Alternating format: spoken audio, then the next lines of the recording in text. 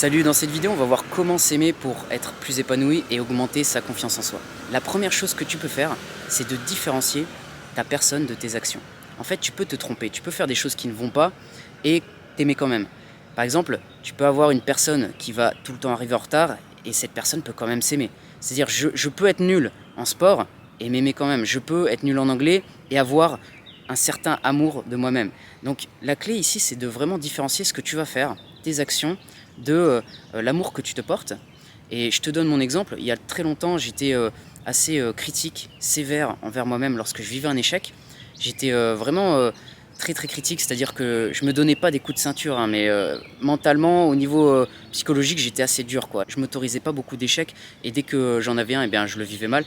Et j'ai appris justement à accepter ça et à lâcher prise pour justement avoir un comportement plus sain et qui va me permettre de trouver de meilleures solutions. Donc moi, c'est ce que je te recommande de faire, c'est de faire la différence entre ce que tu fais et l'amour que tu te portes. Ça m'amène au deuxième point qui est important aussi, c'est de savoir se focaliser sur ses forces. C'est-à-dire qu'on a tous des qualités, des défauts.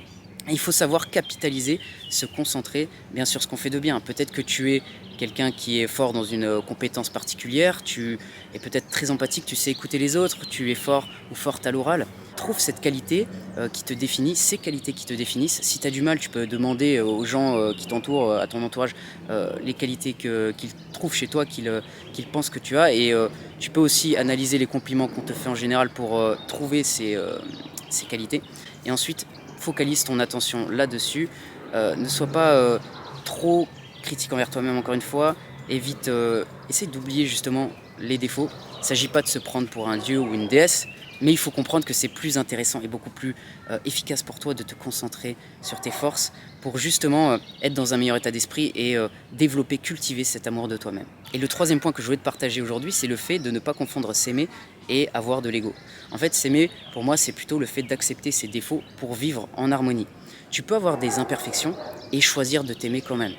Par exemple, je sais mes défauts, je connais la liste et je choisis de les accepter et de m'améliorer pour justement tendre vers du positif, et c'est ce que je t'invite à faire. Il faut être conscient des défauts qu'on a, mais il ne faut pas non plus être en dépression totale parce qu'on a des imperfections. C'est humain, on en a tous, donc il faut vivre avec et ensuite se focaliser sur ce qu'on peut faire pour améliorer les choses et vivre de manière beaucoup plus positive et en harmonie avec sa personnalité, avec notre personnalité. Donc voilà pour cette vidéo, si ça t'a plu, tu peux mettre un j'aime, tu peux t'abonner également à la chaîne pour avoir d'autres contenus de ce type et je te dis à bientôt pour une prochaine vidéo.